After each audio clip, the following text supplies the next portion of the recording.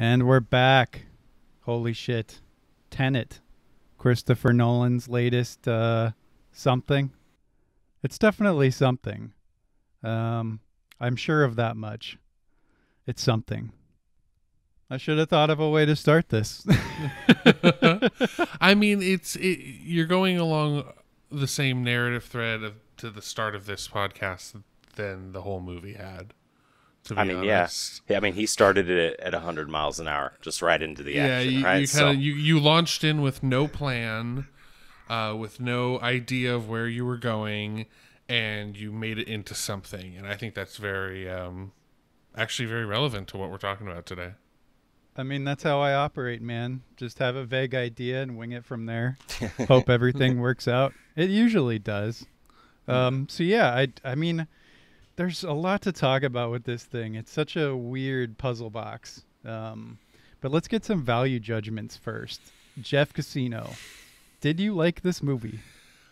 Okay. So the way I put this is that I enjoyed this movie. This movie is what I consider 100%. It's brain candy, but it's too smart to let it be brain candy. So it's like 100% organic brain candy. You know, it's like it wants to like be something more than what it is. Does that mean it's not tasty?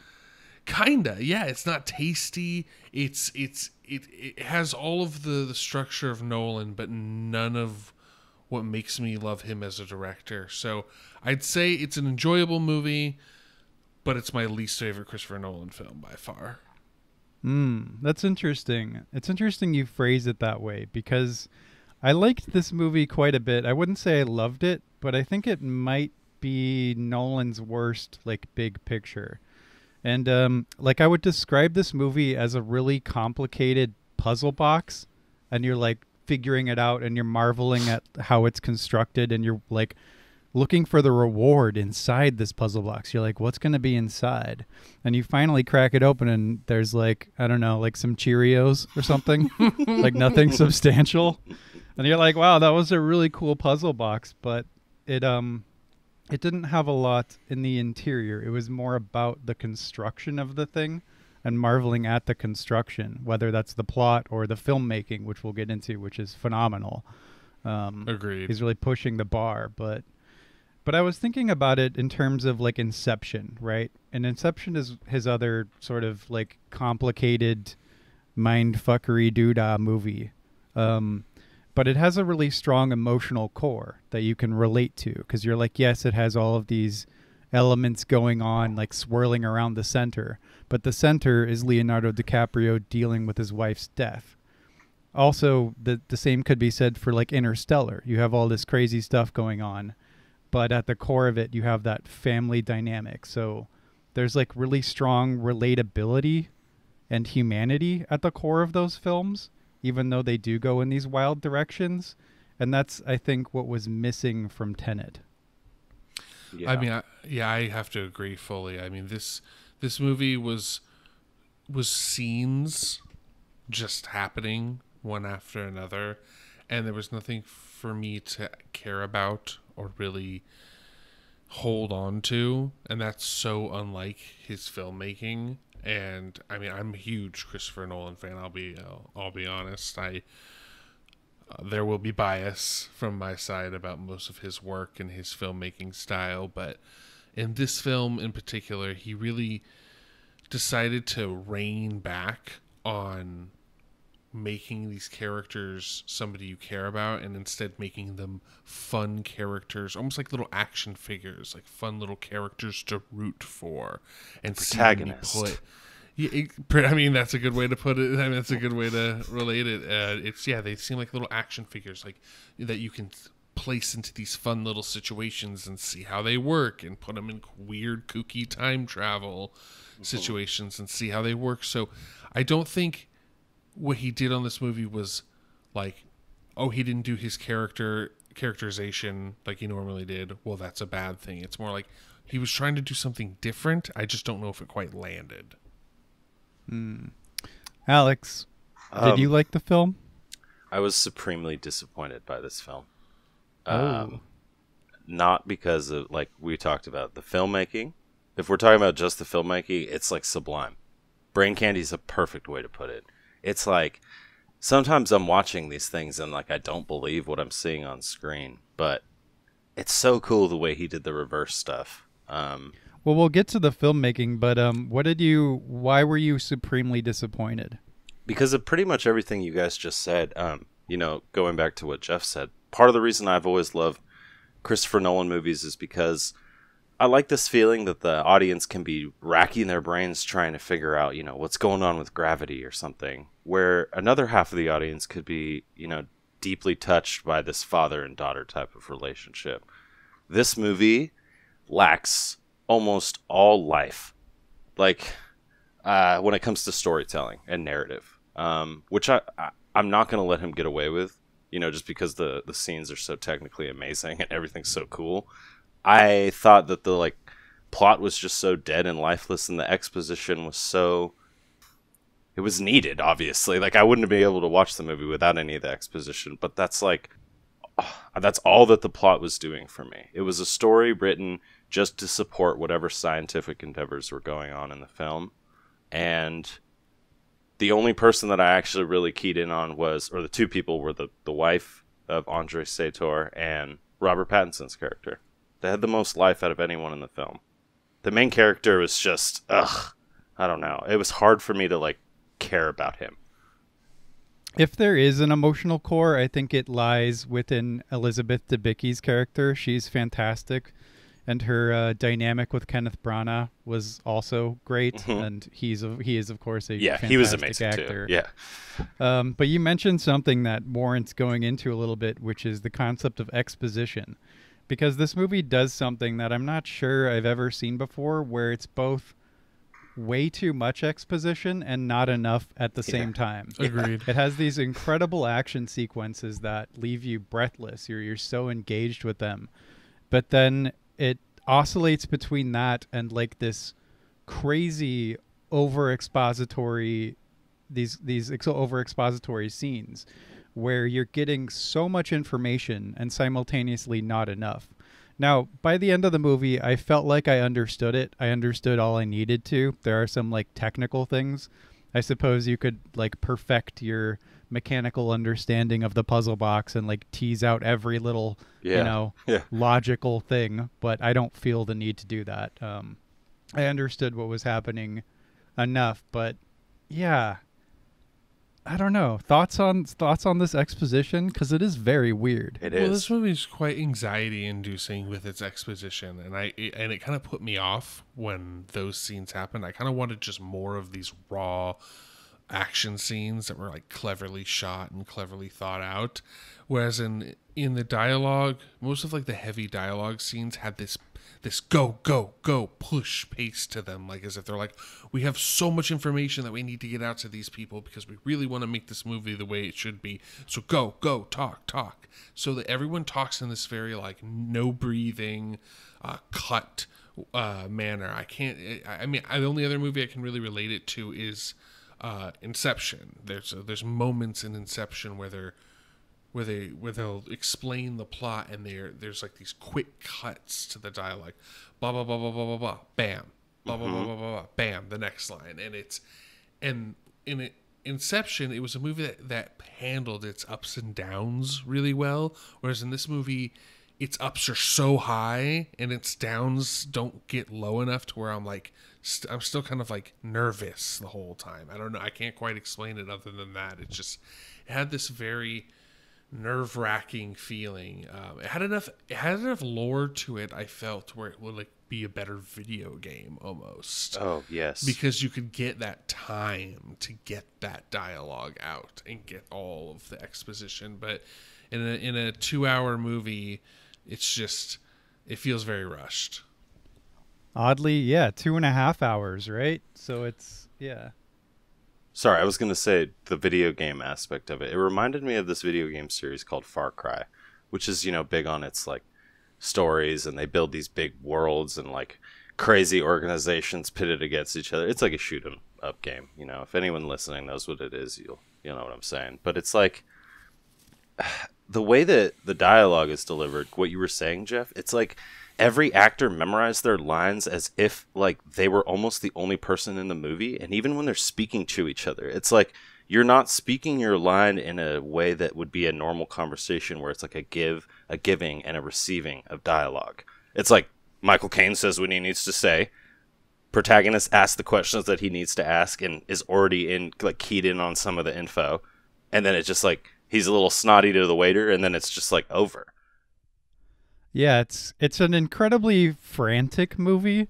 Jeff's point about it being what did you say, anxiety inducing, is interesting because it's not an emotional anxiety. You're kind of distanced from the film besides being engaged by like the spectacle sort of scenes. Mm-hmm. But I think it's because the pace of it is so incredibly rapid, and you're like nervous you're going to miss something that keeps you on edge. Like, I understand what you're saying, but it's almost for the wrong reason, maybe. I guess it depends on what you're looking for. Yeah, I mean, I think there's a certain level of engagement with a science fiction movie that you expect from Nolan. You expect a certain stretching of this or a fudging of these rules, but I don't know. When it comes to Tenet, it doesn't offer anything concrete enough to cling on to. It's a lot of science mumbo jumbo where it's hard for it to make up for other mistakes that it has, such as what you're talking about, Jesse. It doesn't have enough, I don't know, it doesn't have enough juice behind it, behind the story. It doesn't have an emotional core. It really, it doesn't, but the science fiction is just so stretched out and so different than Nolan's normal writing, which is just really weird to me. I don't know. The whole time I was like, this just feels off. Something feels off about this movie. Yeah. It feels rushed, or something about it feels not finished. I expected a lot. I will say that. So like I'm maybe being unfair in some of my judgments just because of my love for the director and like what I thought this film was going to be. But I will say it's interesting that I did avoid it for a little while without knowing anything about it. I was ready to see all of his other films like very quickly besides Dunkirk. And that's my favorite one. Oh, I think it's the best. I think it's the best like Nolan film out there. But you know, I can't give him credit for the narrative threads of that movie because I mean I guess I can give him credit for showing a actual historical narrative like in a way that I thought was meaningful and like whether or not it was true.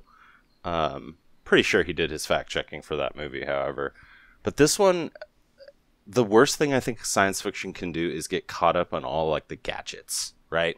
It like gets caught up on the shiny like little devices that our heroes will use or things like that. And like you see it in science fiction literature study a lot. They talk about what does this say about humanity? What does this say about the future of the human race or the past of the human race, right? And it's always wrapped with these little sci-fi-ish like tropes, but it's always at its core about humanity. I mean, it doesn't have to be, but good science fiction, in my opinion, at least, is like that.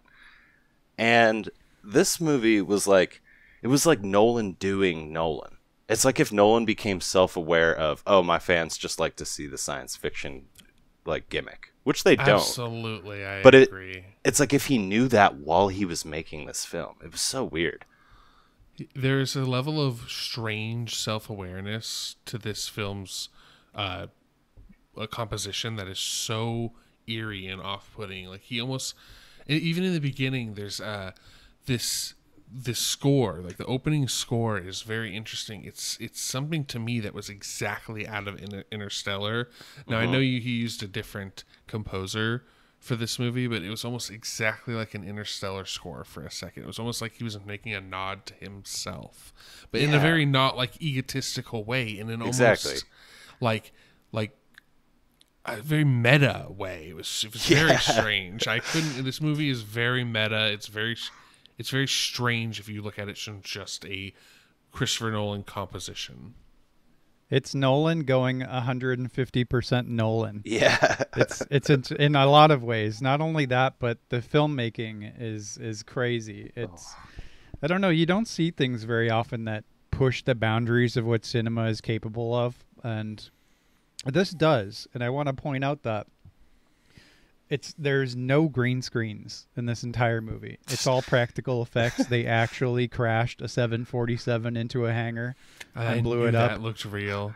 Just winging Everything was real for the most part. You know, of course, some visual effects are added, but it actually had less visual effects shots than anything he's done, like almost anything he's done, I believe, which is crazy. Oh, it's insane. And it's also worth like noting that for the problems I had with this movie, and I think I liked it more than you two, but I'm so glad it exists, which is a weird thing.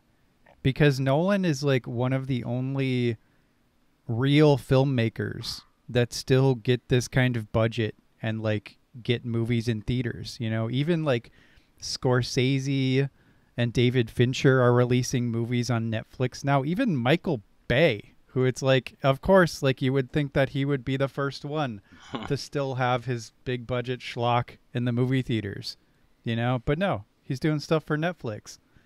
And so it's like, with this level of filmmaking and the chance of Tenet, because this is a very chancy movie for a studio to produce. It's very inaccessible in a lot of ways.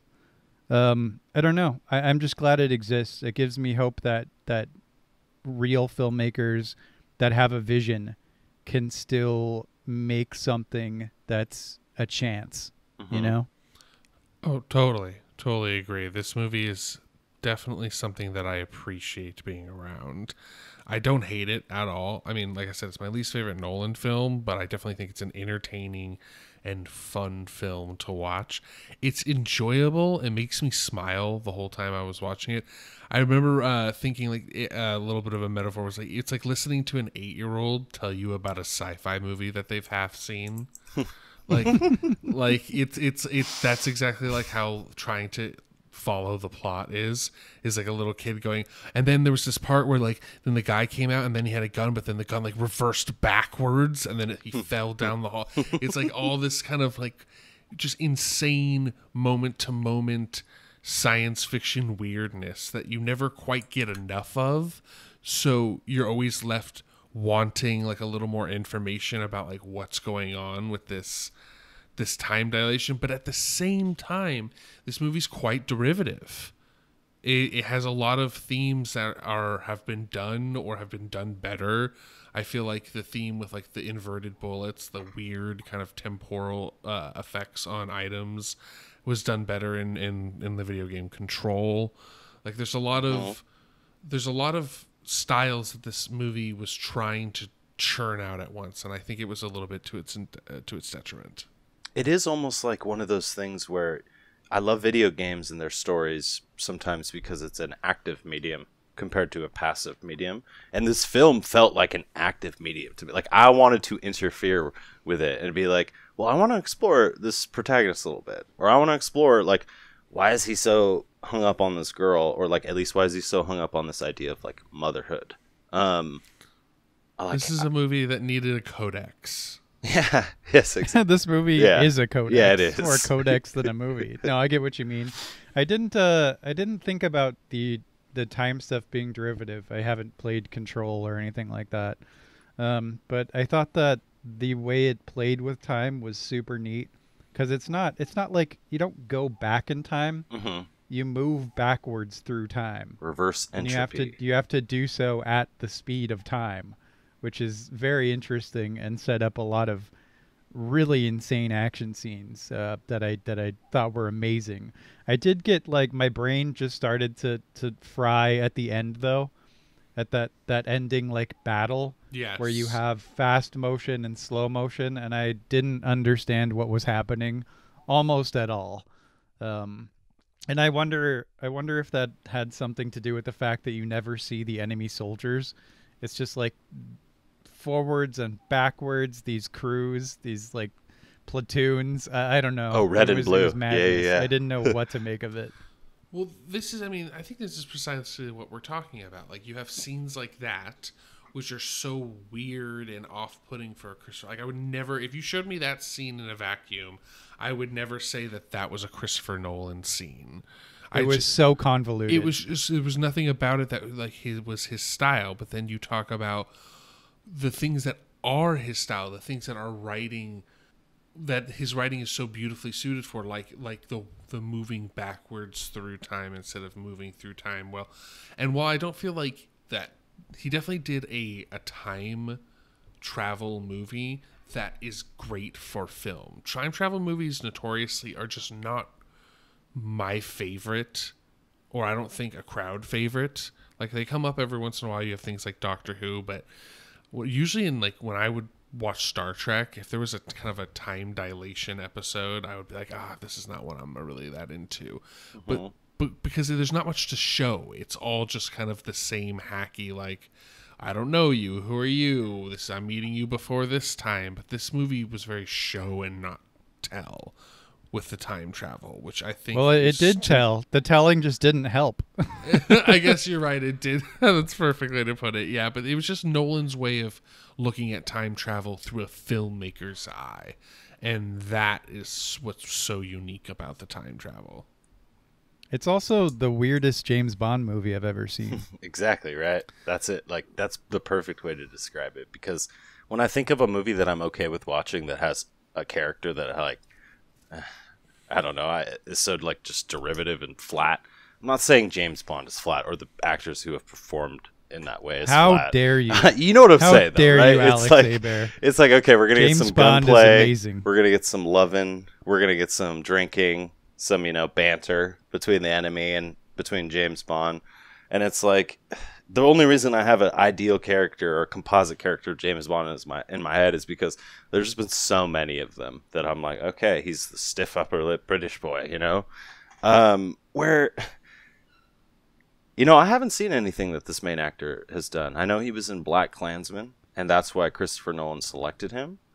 He's Denzel Washington's son. Wait, that's not true. What? It is true. That's true. He's Denzel's son. No. Okay, so as you can see, sometimes on Reel Weirdos, not all of us do our homework. Yeah. But this is crazy because the entire time I was watching him, I was like, he has this Denzel swagger to him, to the way he walks, to the way he approaches scenes. I actually didn't think he was a bad actor, and that... You're blowing my mind, Jesse. Yeah, me too. Holy crap. He's not a bad actor. It's just a kind of a flat character. Having some kind of motivation that like drove him besides, hey, I'm Action Man, would have been appreciable. I guess there's something there between him and Elizabeth Debicki's character. Debicki, sorry, I don't know how to pronounce her name.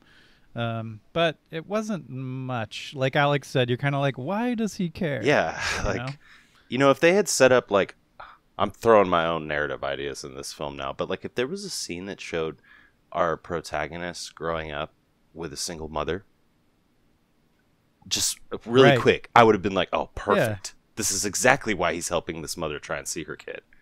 Like, yeah, that's all you need. Yeah. Boom. That's amazing. That's an amazing, like, Christopher Nolan should have consulted you.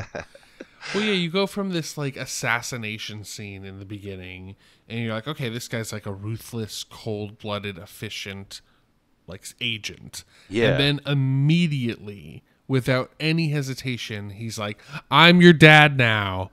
And it's just so strange. He's like, I love you, and I want to be your husband, like, vicariously through space. Like, it's so weird and off.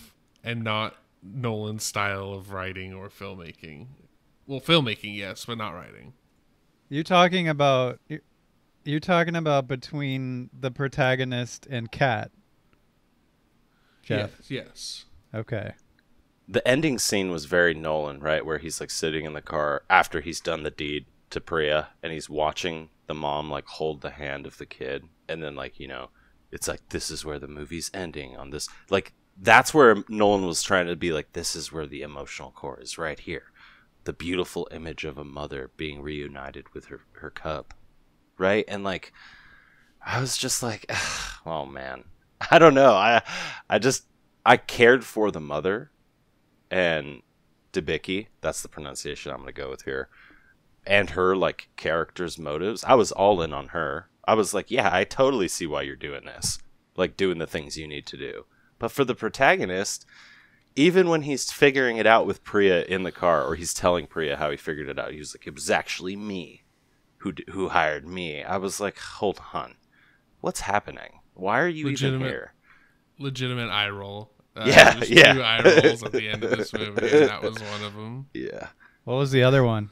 I think it was at the very end when he was. I don't know. We'd have to come up on it. I don't forget, but I remember doing 2 legitimate eye rolls. Edit that out. Yeah, I was okay with it. I kind of figured there were a few things that I was like, of course. There was that one, and then the one I saw coming miles away was when they did the first heist in the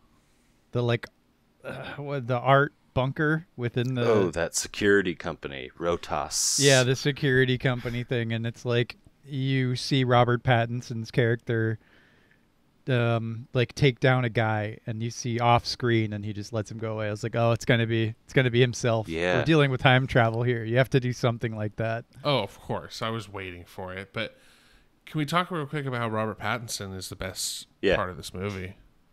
I would say Elizabeth Debicki is here and Kenneth Branagh, but props to Robert Pattinson. Yeah, he's shedding his shell and yes, becoming a really good actor. His glittery vampire skin. I was really impressed with his performance. I think he really nailed this character that Neil that he was trying to play, this kind of strange information broker. I really liked it. I was convinced that he was going to be a grown-up version of Sam, the protagonist. The son. That was of Kat's son, of Debicki's. That would have been interesting. I thought he was like a grown-up version of him. Maybe he is, Jeff. You just have to study the details. Like, I don't know. Like, I wrote that down as well. I was thinking, like, this is a type of movie that people like the more times you see it. Yeah. Like, the more you see this movie, and it's not because, like, the details or, like, the hidden cookies of... Like, no, it's more just, like, it grows on you. These characters are definitely characters that you need time to grow with, and you build, like, oh, that's my favorite. Like, this is totally a movie I would see little kids saying, like, that's my favorite. I'm him. It's 5 action movies jammed into one, and every action scene is the climax of what action movie it would have normally been in, if that makes any sense. Like, every action scene... It absolutely makes sense. Like, every action scene in this movie is the climax to a movie. Yeah. And it blows my mind every time I watch it. I'm just like, wait, okay, so are they getting the final thing now? I know. Because, like, they're putting all their budget into this, and it's like, oh, no, that was just because we had to, like, get the key to unlock the door of dreams. Like, I don't... Heist number 9. Exactly. It was so... And, like, the way the characters just behaved when it came to, like, resources was my favorite. Like, he was just, okay, we need a helicopter, and we need a fire truck, and we need 2 garbage trucks and a flatbed, and it was like a little kid, like, saying what he would need. It was, I don't know, this movie had such just little kid energy to me in every way.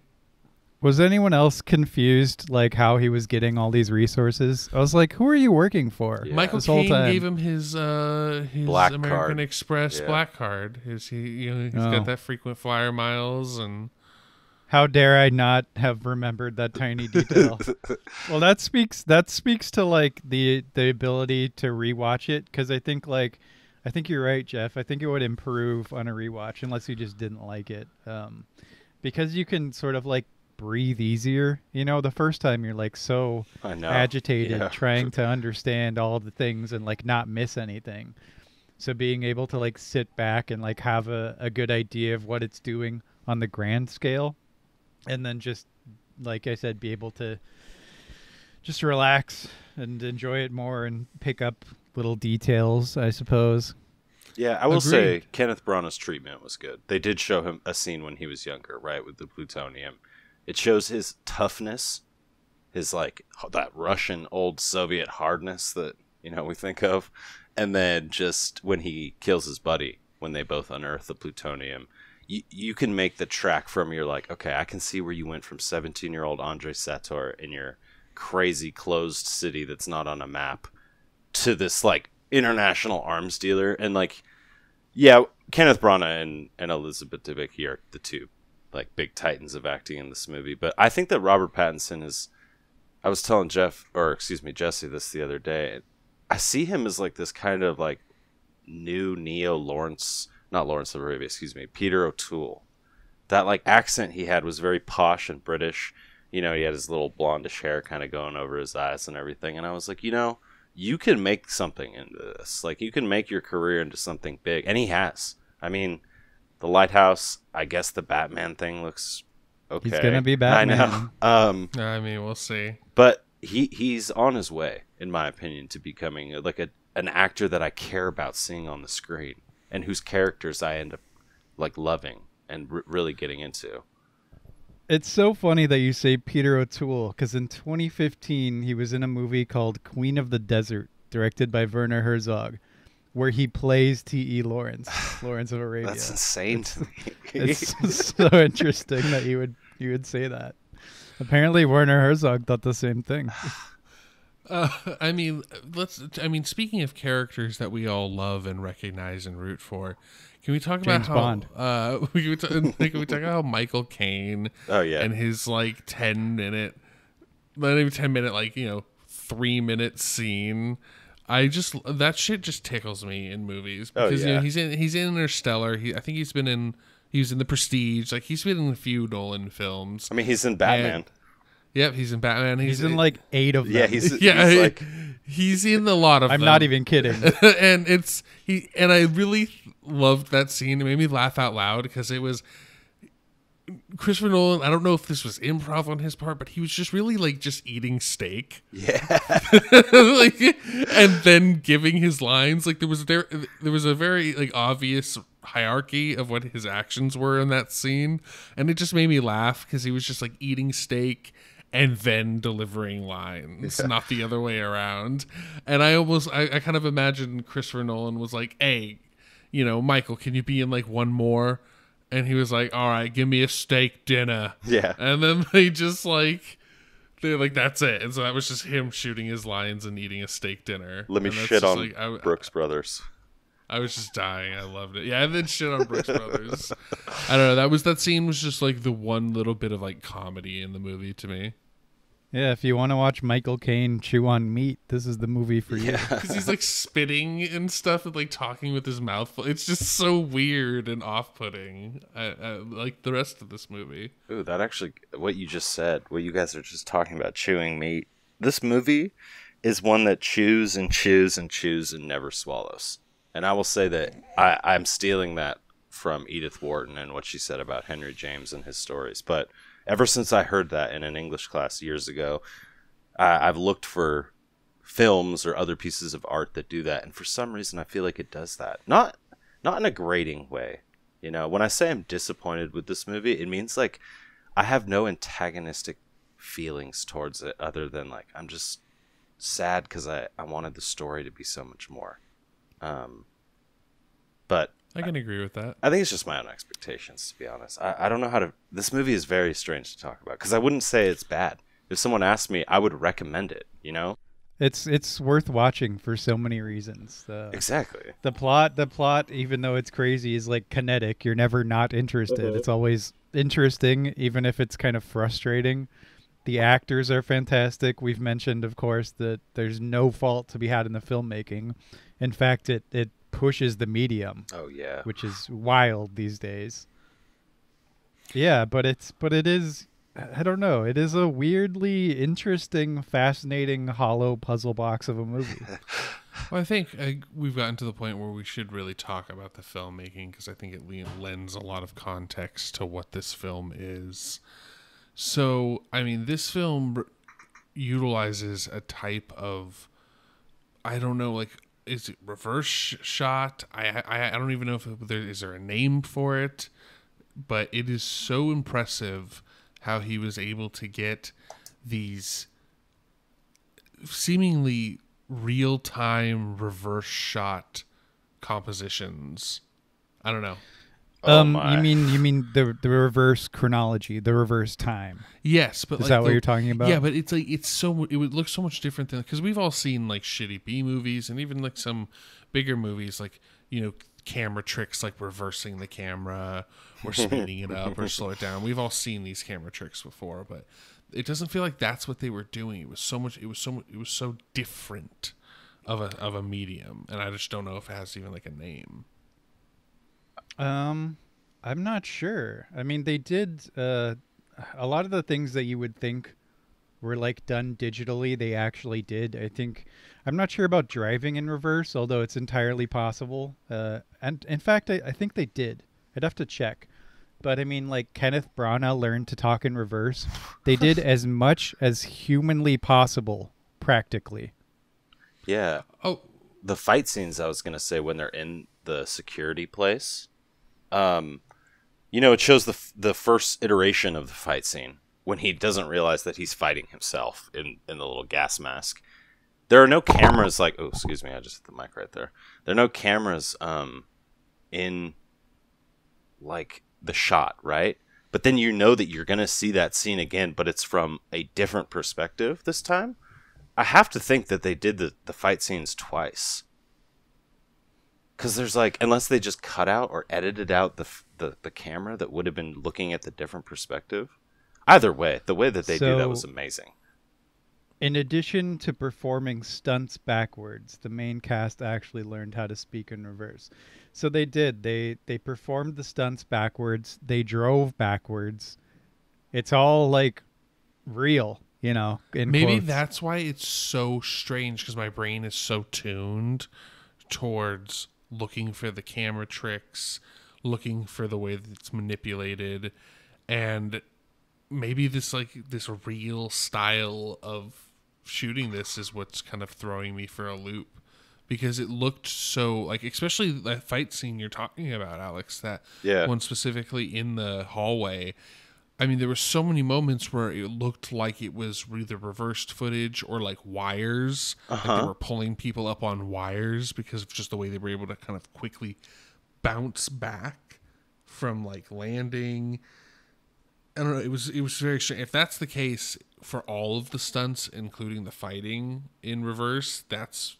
I mean, we're talking about, we're bumping this movie up notch after notch. Oh yeah, it's insane. Like that backwards like crab crawl thing he does when he's on the ground. The first iteration you see of it, you're like, what is he doing? And then the second one, you understand why he slid on the floor for so long, because it doesn't look physically possible when you first see it. I think that the idea of reverse entropy 2 is interesting because this isn't normal time travel.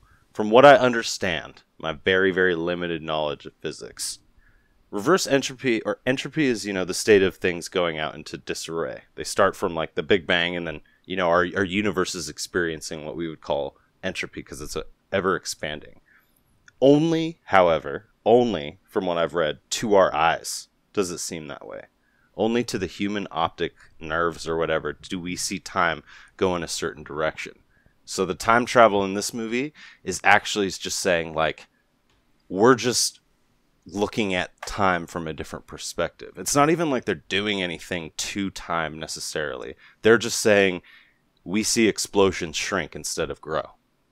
And I don't know how he was able to come up with like a visual way to represent that concept that I just went through. But I think he did it like perfectly. Because it wasn't like hokey, like we're going through this weird void now and we're in 1600, you know, like you said, the derivative things of time travel. So I think that the technical aspects of this movie do prop it up and save it from its plot. Yeah. Speaking of the plot again, I don't know. I think it's one of those movies where some people will love it because they'll be able to analyze it to death, and that's like what they want, and they figure out, like I said, the mechanics of the puzzle box. And other people will hate it for the exact same reason. Like, I think the people that did not like Inception will be furious watching this movie. So they'll be like, what? This doesn't make sense.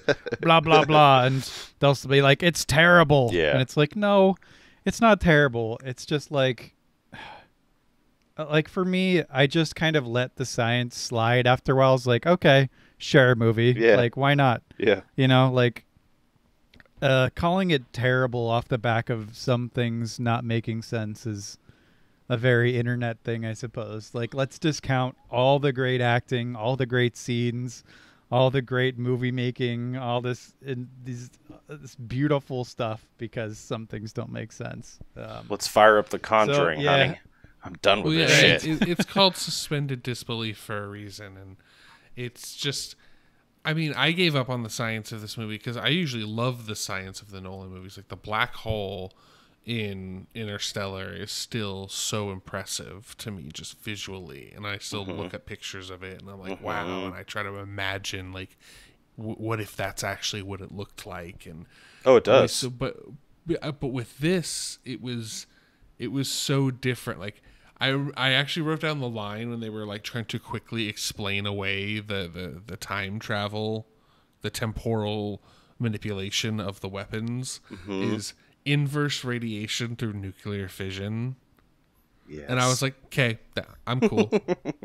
Like, I'm Right? good. Yeah. Like, whatever. Yeah. like, I'm cool, whatever. Sure. Science mumbo jumbo. And then literally the line after that, she says, don't try to understand it. Yeah. And I'm like, thanks for that. Yeah. Thanks for that nod to the audience. No small It does. talk. It does that. It does that many times. It's like it's already happened. Like, don't worry about it, or you don't need to know that. But at the same time, it's explaining it in excruciating detail. Yeah. It's so strange. Like the way he just constructed the narrative of this, and the explication, is just so strange. It's frustrating. It's like he I'd made the say science. It's a frustrating movie. Yeah. I agree. I felt very frustrated the whole time I watched it, just because of I wanted to land somewhere. I wanted to have a solid opinion about something, and the whole time I'm like, can I enjoy this movie? No, it wants me to think. Okay, now it Yeah. wants me to sit back and watch Ocean's 11. Like, I just didn't quite know where. Well, here's a question. Did it come together for you at the end, like the whole science of it? Maybe not every little detail, but like the big picture of it. No, I'm gonna be honest. No. I'm one of those. Oh, wow. I am Okay. one of those people who are like, I didn't hate the movie because I didn't put it together, but the big reveal. I remember laughing at the end of the movie because the only thing that was telling me that this was the big reveal was the score. Like, I was just like, I could just tell by the music. I was like, oh, it's all supposed to be coming together right now. But for me, I didn't necessarily mean like the reveal of him as the protagonist. That's almost sort of like, okay, sure, whatever. That I guess Sure, makes yeah. sense. I just meant like you understood what happened in the movie by the end. You know what I mean? Oh yeah.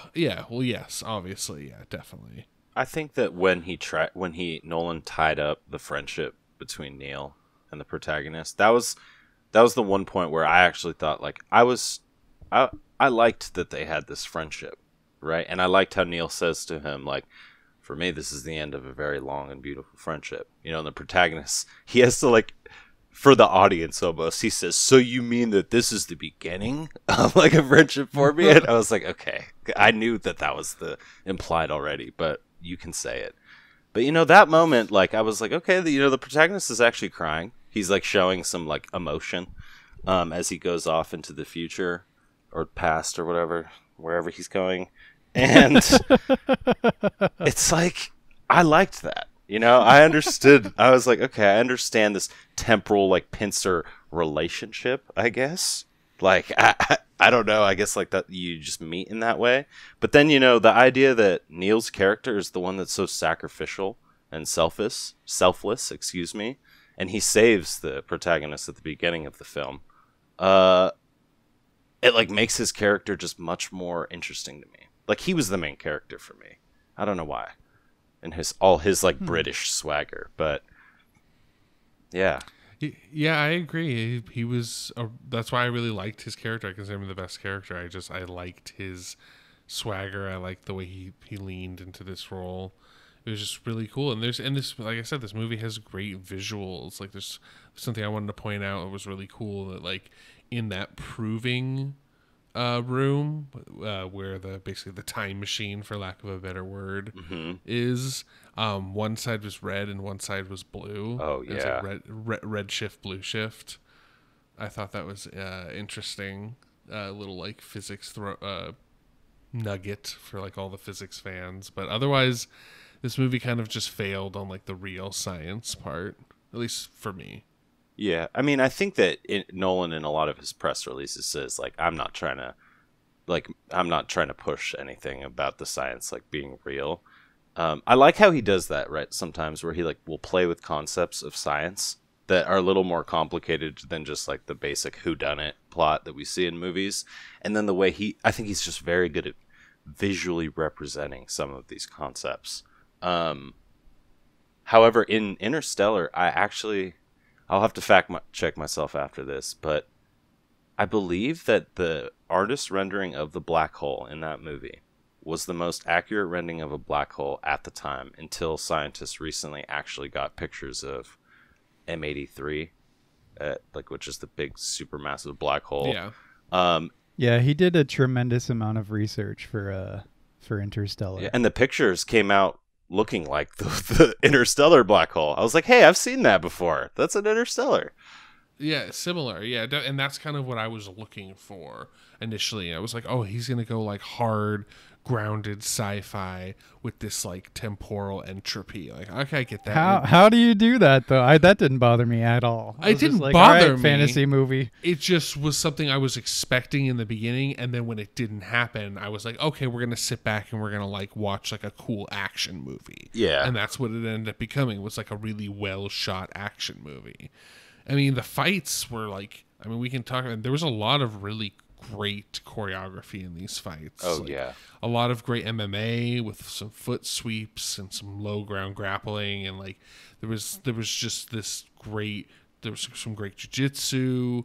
There was just so much choreographed fighting that was brilliant. And then there was even some little Jackie Chan nods. Like, I believe like when he was fighting those guys in the kitchen and he was like using the environment to fight. When he walks through the very kitchen. Jackie Chan. Yeah, that's very like, I don't know. I was loving that the whole time.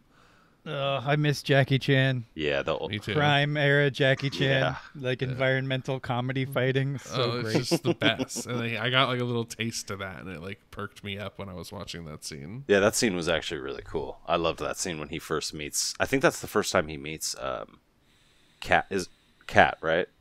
Yeah. Yeah. So going off one thing, I will say I love how Kenneth Branagh's character, like, he's not your typical just like, he's obviously an abusive husband, but he's not your like, I don't know, like, he's not the guy that. Wait, why do you think he's abusive? What gave you that idea? So I loved how he has like this facade of calmness, and he's like very manipulative. Like, oh, if like you spurn me, you'll find out that your son is just not gonna see you next week. You know, you get 2 weeks away from your son or whatever.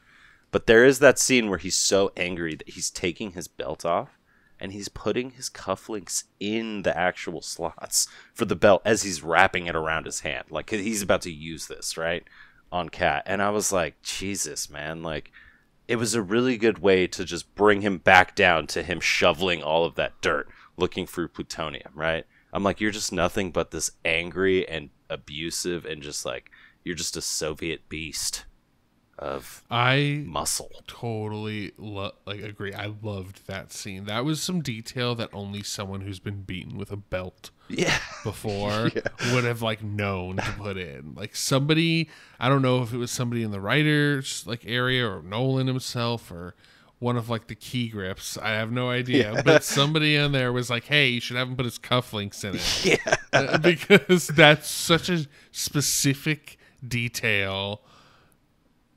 That the subtle, malevolent menace of that. Exactly. Yeah, it's like, I'm not just gonna beat you with my belt. I'm gonna make it like I'm gonna make it as bad as possible. I want to draw blood.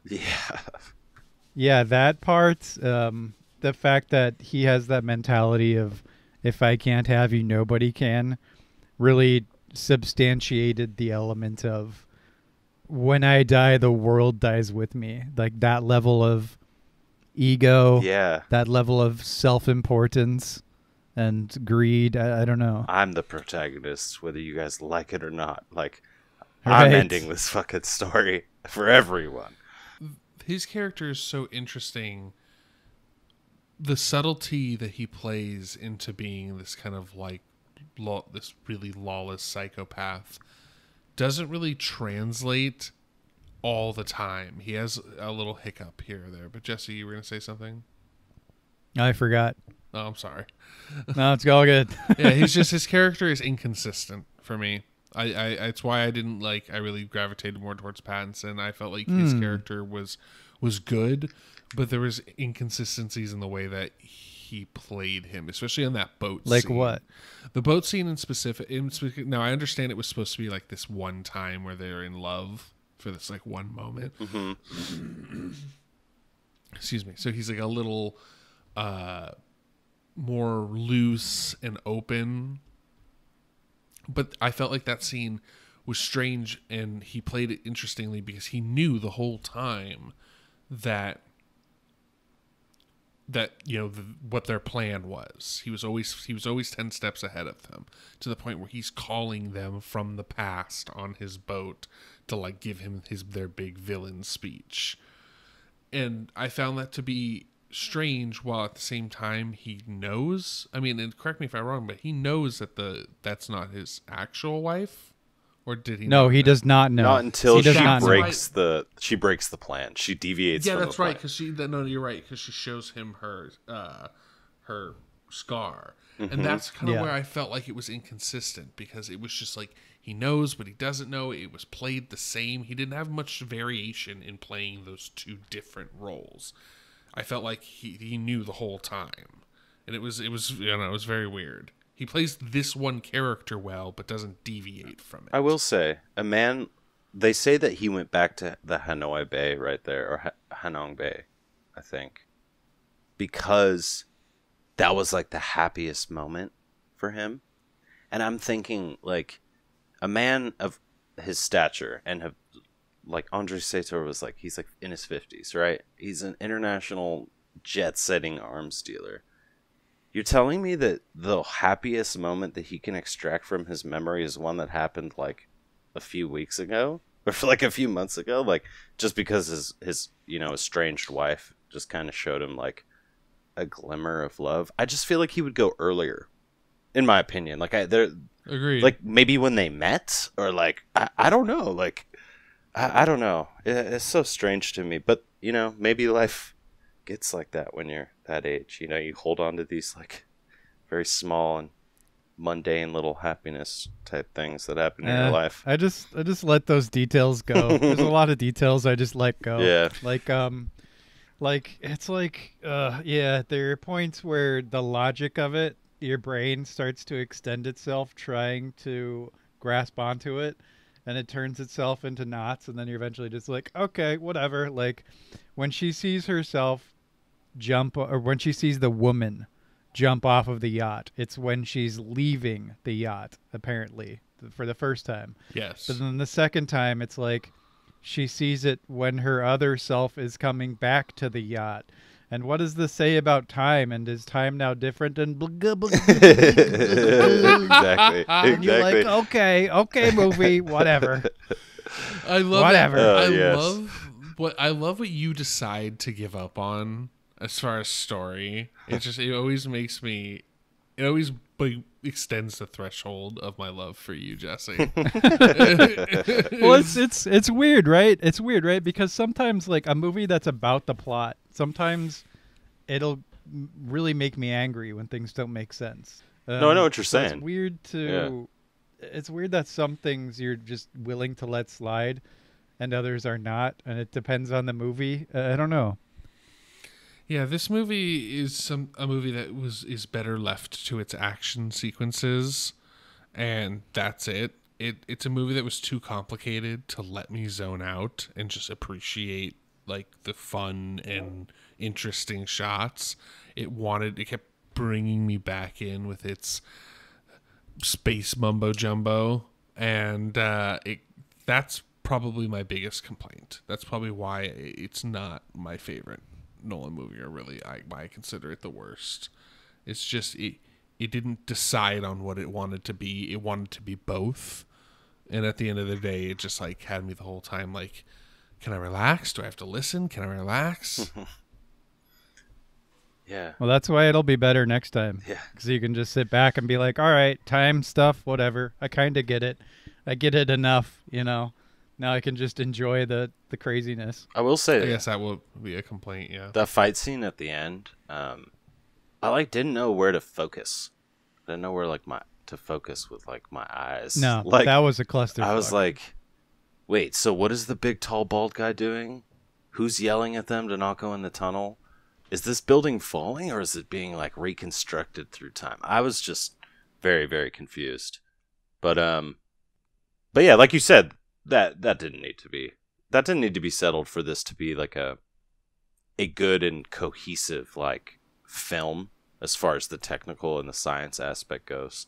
And the narrative isn't even terrible. It's a cool idea to have this agent, you know. I just thought it was like playing a video game where you complete a mission and then you go off to a cutscene really quick and then you're on another mission instantly, right? So yeah, I've played 100 sci-fi games that were like this movie, and its story is decent, but needed much more time in the oven. Yeah. And need a little bit of the fat trimmed off for a full, just for a 2-hour feature-length movie. Release the Nolan cut, you know? Yeah. Give me the 4-hour Tenet. The Nolan cut would be I'd watch it. 6 747s just crashing into this building, right? That'd be the Michael Bay cut. Yeah, exactly. We'll do it all in CGI. Yeah. It'll look like crap. People will love it. I swear there were miniatures in this movie. It was... There were. Yeah, ending scene, there were definitely some miniatures in there. Yes, the buildings falling, the skyscrapers, were definitely miniatures. I really appreciated that. And now that you told me that it's all practical, it makes more sense. Because I was like, why would they use miniatures in a world of CGI? Not a single green screen was used. That's insane. That is insane. What was the budget for this film? It was decent. It's something like $210 million. It made 308 worldwide, I think.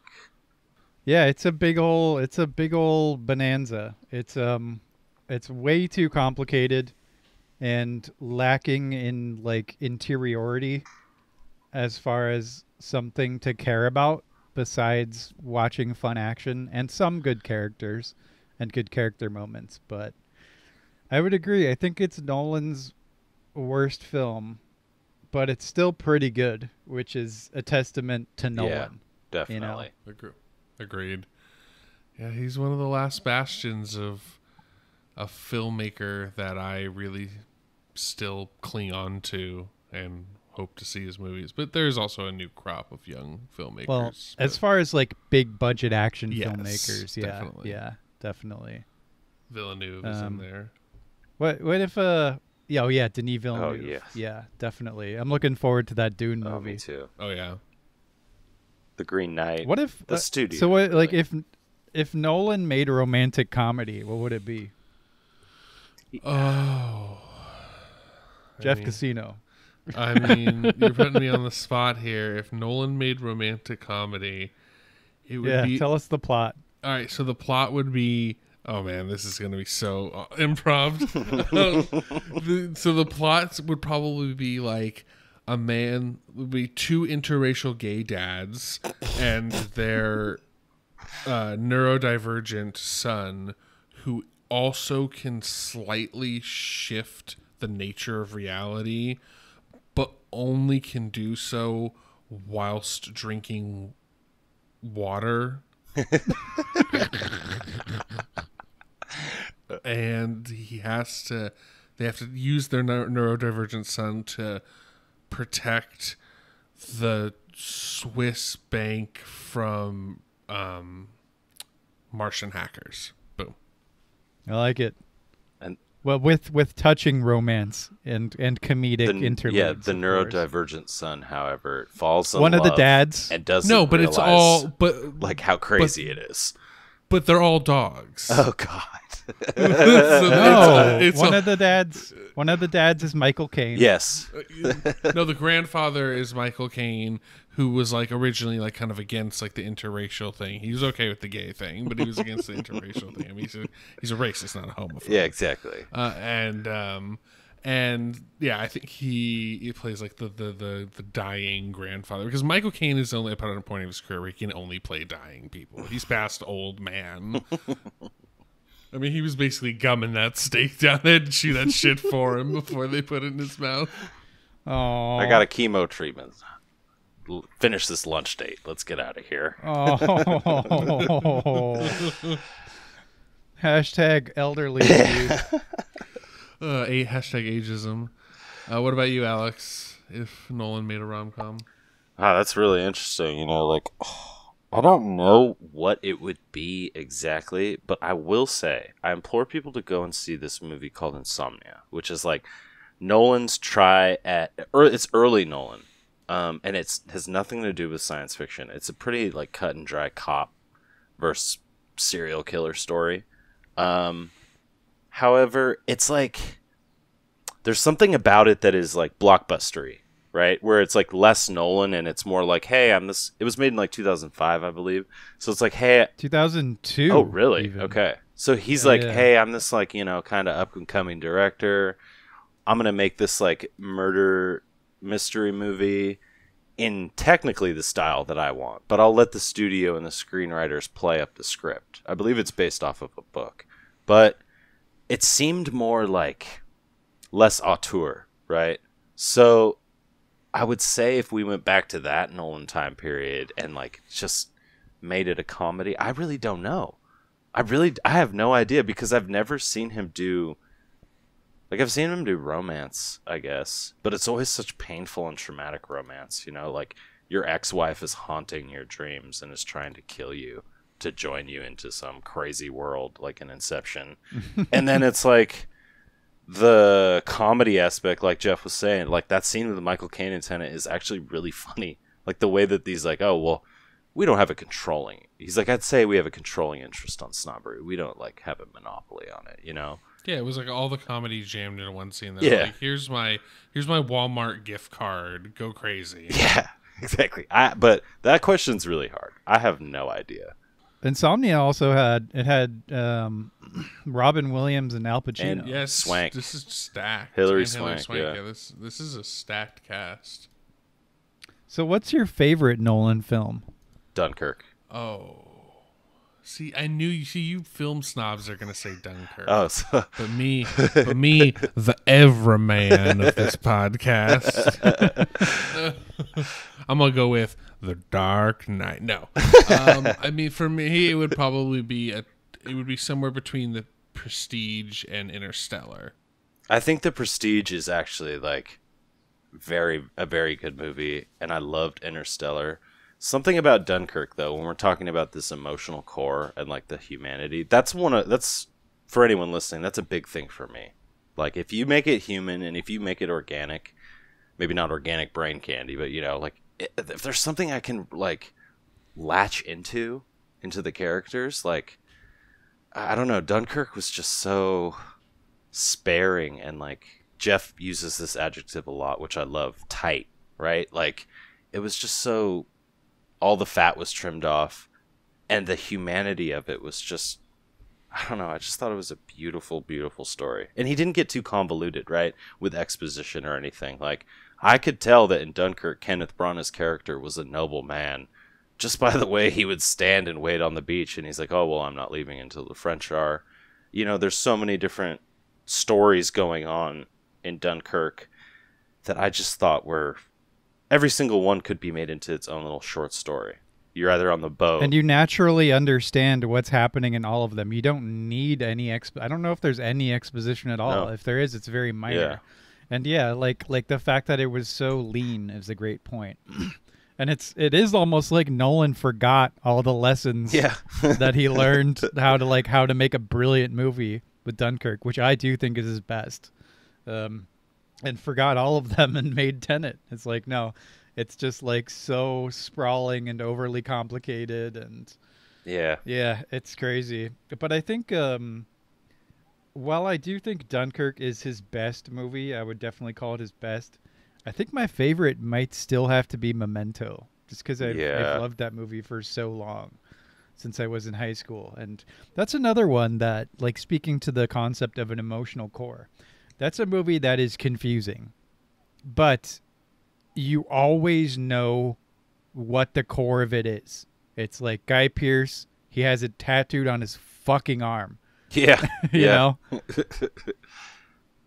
It's right there the whole time. That is a good cast too. I haven't seen that movie in a while. Same. But I will say I actually think as far as Nolan twists go, I think The Prestige is the best twist he's ever come up with. I think that Hugh Jackman was great, but when he realizes What was it again? It was like Hugh Jackman cloning himself or so something? Tesla figured out how to actually transport himself, I believe. Or was working on this technology, and Tesla realized I just keep creating duplicates, right? Because Andy Serkis is like, let me have your hat, and then Hugh Jackman finds all the hats. So Hugh Jackman ends up he's obsessing over how Christian Bale's character is doing this trick that he goes fully down the path of quote unquote, let's say dark magic, right? He's like, I'm gonna throw myself into this just to beat this fucking other magician. And when you find out at the end, when you see all of him in he drowns himself over and over and over. I thought I was like, oh, this is really cool. That's a crazy twist. But then you find out that Christian Bale and his buddy, spoiler alert, are twins. And I'm like, oh my god, it was very natural. It was very organic to me, at least from what I'm remembering from the last time I saw it. So I think that movie's very impressive. And damn, I don't remember Andy Serkis being in oh it. yeah, Oh yeah, he's Tesla's assistant. yeah, he's his You know Igor. he's directing. Do you know he's directing the new Venom movie? Wait, the one with no, Tom no, Hardy no. in it? Yeah, the new Venom movie. Andy Serkis is directing it, which is interesting. Wasn't there already a shitty Venom movie with Tom Hardy in Yeah, it? this is the sequel. Yeah, it's a sequel. Oh, Woody okay. Harrelson is in it. He's the baddie. They're gonna pay him in steak. Do we have anything else to say about Tenet, ladies and I do gents? don't not, think no. so. I think I've You exhausted. can tell by the how we've veered off into all these other directions. But Nolan is this movie doesn't do anything to damage or diminish his reputation for me. It's just a slight maybe No, misstep or not even a misstep, because who am I to judge it, right? But if we're being critical here, which we are, it's that's what I think about the movie. It's just oh, okay. Let's get on with it. I want to see what you're going to make next. And I'll go and pay whatever ticket price for it. Because I want to see it in theaters, whatever he makes next. Definitely, it's definitely a theater type of director in a movie. Tenet. I would have really liked to see. Wasn't Tenet one of the last movies in the theaters before the lockdown? I believe it got delayed Yeah. 3 times because of COVID as well. It did. It came out during Okay. the lockdown. Okay. I think. Because I Which just was a remember it mistake. being, that's what it was. Because I remember it being this big deal that a movie was released in theaters during the lockdown. Yeah, I mean, every director, even the best ones, are totally. It's you can misstep. Almost everybody does it. Mhm. You have minor failures. Some directors have major failures. Yeah. It's interesting, but yeah, I would agree. I don't think it damages his reputation at all. In fact, I hope he learns from it, and doesn't go even more overcomplicated next time. Agreed. But he's definitely still very respected in my eyes, Oh, yes. and I can't wait to see what he does next. Yeah, same. Yeah, definitely. Yeah, it's a movie worth watching, and I'm really happy that we ended up doing it because it gave me a different insight on his filmmaking style. So before we wrap up, you guys have any recommendations this week? Alex, start with you. Yeah, actually, I was thinking about you asking this question all week, and I have never asked you guys your opinion on these stories or these films. Fast and Furious. No. I've never actually seen one of those movies. I've only seen the Tokyo Drift one because I'm Japanese, so I was like, maybe I'll see this one. No, Did it treat your culture with respect it deserves? Exactly. It was so. Vin Diesel he's an honorary sensei now. No, I'm gonna hate saying this, but if you haven't seen the Harry Potter films from start to finish, yeah, I knew this was gonna get. I didn't know how you guys felt about this, but I love them. Oh yeah, but I just love that you're doing this right now. If you got, because I will let you finish and then I will. Okay, they recently put them on HBO, right? If you have HBO Max subscription, you can watch all 8 of them, an 8-film collection, and I watched them this past week while Jeff and Jesse were camping, and while I was finishing up Tenet. I started from the first one, and I followed the entire string and watched the whole thing. And if you haven't seen these movies, I don't care if you don't like Harry Potter, you just got to see them. It's different directors and different screenwriters sometimes, and you can see the growth of this movie the way that, like, I wanted to see it. When we're talking about film and directors and techniques, you can track in Harry Potter a multitude of dynamic filmmaking techniques and directors and, like, attempts at making film that I think is just beautiful and an experiment of itself and experience. So Alfonso Cuarón directed a few of them, and those are the best ones in my opinion. And then David Yates did a few as well.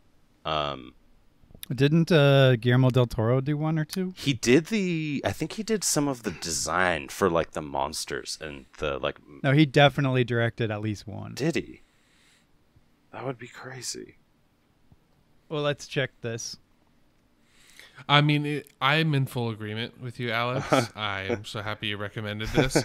Harry Potter was written for my generation. Yeah. I always feel like I grew up with it, with that book, and read them all as I got older. And, I think you're right. I don't think he did. I think I'm wrong. So, good recommendation, my man. Because I also recently watched the entire series from start to finish for fun, and I thought it was a blast, and I love all of the filmmaking, and I think the films are shot incredibly well, and the 7th film is by far the best one. I would put it up to the DC Marvel universe any day. I'll just say that. Oh, any day. Yeah.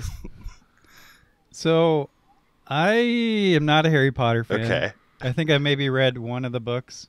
It's not something I've ever cared about, really. Mm-hmm. I think I haven't seen all the movies. I think I stopped at the 3rd or 4th one because it had one of the stupidest endings I've ever seen. Oh, the freeze frame? I don't... Of Harry flying into the sky? Yeah, so it's like the bad guy gets away, but Harry's like, oh, it's okay, I got a new broom. And he flies up into the sky, and it has this, like, joyful expression, and it does a freeze frame, and I was like, oh my god, that was so bad. Yeah. So I never watched another one. You told me this, and then when I was watching them through, that happened, and I had to, like, leave the room because I was belly laughing so hard. Yes. Because of just how much, like, I'd never noticed. Like, because freeze frames I'm always like, okay, whatever, like a freeze frame. Yeah. But, like, the fact that you had brought it up as something that was so bad and out of place made me realize how much it was. Mm-hmm. But it's just corny. Like I get that, like, it was gonna be continued in the next one, but it's like you still have to have your movie have, like, a good narrative arc, and I didn't think it did for whatever reason. I don't remember, but yeah. I mean, I respect your guys' opinions.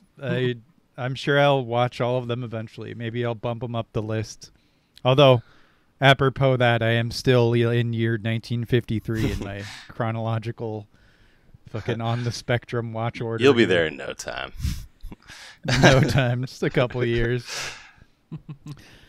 Yeah, my recommendation this week is not a wholly successful film, but it's a really remarkable one culturally, and that would be The Wild One, starring Marlon Brando. Nice. I believe it was 53, maybe 54, but it was sort of the first time cinema started to embrace counterculture, like the sort of wild culture that was starting to spawn, like, people like the Hells Angels and the Beat Generation. Those elements of existence were just dawning out of the constrained, like, buttoned down America of the 40s, 30s, early 50s. Um, and so it has Marlon Brando as a biker, like the leader of a gang, and they go into this town and cause havoc. And I think the film gets a little bogged down, a little too bogged down in the violence, and fails to make a compelling commentary about it. But it is super interesting because Brando is always super magnetic. He changed the game with acting in this generation. And his style in the movie, like everyone was copying his style and his attitude, even down to like his choice of jacket and his motorcycle. And it's just a really relevant cultural artifact if you're interested in that side of it. I mean, if you want to see a movie that's completely brilliant from that era, though, I'd say Streetcar Named Desire for sure. But yeah, I mean, just go watch some early Brando if you haven't. It's phenomenal. It's really interesting. I will say really quick before we get Jeff's recommendation. Sorry, I was just gonna say, I know that if you look into the relationship between James Dean and Marlon Brando, I think Marlon Brando did not like James Dean because he saw him as like kind of like a mimicker of Brando's like energy. He was like, he's like trying to steal like my magnetism and my like method acting ways just for the image of it. He's like, he's not actually this type of person. Or Brando to his core was like a mercurial person, right? And a mercurial actor. Mercurial actor is not the right word. He was always a pretty good actor, but mercurial person as far as like, man, he's just a totally like a game changer on every level, whether he was acting or you were just meeting him for the first time, right? Like, he's just such an interesting guy. So to see the early stuff is really cool. So that's a good recommendation. Yeah, before Brando, most actors played to type, right? Mm-hmm. You would have Humphrey Bogart playing like the Humphrey Bogart character. You would have like Cary Grant being charming. I wrote about this in my Streetcar review. So that's why it's like on my mind. But like the whole method acting style, like other actors would change, you know, like Jimmy Stewart kind of proved himself in some Anthony Mann westerns that he could do a more serious role. Mm-hmm. And there was variations on the theme, of course, but to see somebody completely disappear into a role and be a totally different human in every movie was wild. Like nobody had ever been like that before. Yeah. And that paved the way for the greats, man, like the De Niros and Philip Seymour Hoffmans and, you know, all the greats. Jeff, you got a recommendation, my boy? Yeah, you know, the movie I'm Harry recommending... Potter? I'm recommending Harry Potter. The movie I'm recommending isn't a movie that's eclectic, but it's a movie that I really love, and that is the 1984 movie Amadeus. Oh, my God. Oh, hell yeah. F. Murray Abraham. Oh, my God. I love this movie so much, and I watched it again recently, and it's got some of the most gripping... just emotionally impactful scenes. It's acted to near perfection, and it kind of just goes through the life of Mozart and his relationship with Salieri, kind of from Salieri's perspective. And Salieri was kind of a frenemy, as the kids would put it today, with Mozart. And it's just, if you even have an inkling about classical music, like you don't even really have to like classical music. If you just kind of care, or even if you like movies, this film is just really an instant classic and something that I always go back to. So yeah, Amadeus. Wow. That is my recommendation. If you chose that for an episode, I would not be disappointed. That movie makes me cry, dude. It's beautiful. I mean, we might, who knows, this might be an inspiration for a future episode. I just want to say real quick. Well, speaking of which, go ahead. R.I.P. Milos Forman, the director of that movie, who died pretty recently. I was really upset. That's true. And no, that is such a good recommendation. I fucking love that movie. The Creature. He's such a... F. Murray Abraham is... Man, talk about actors. That guy is fucking amazing.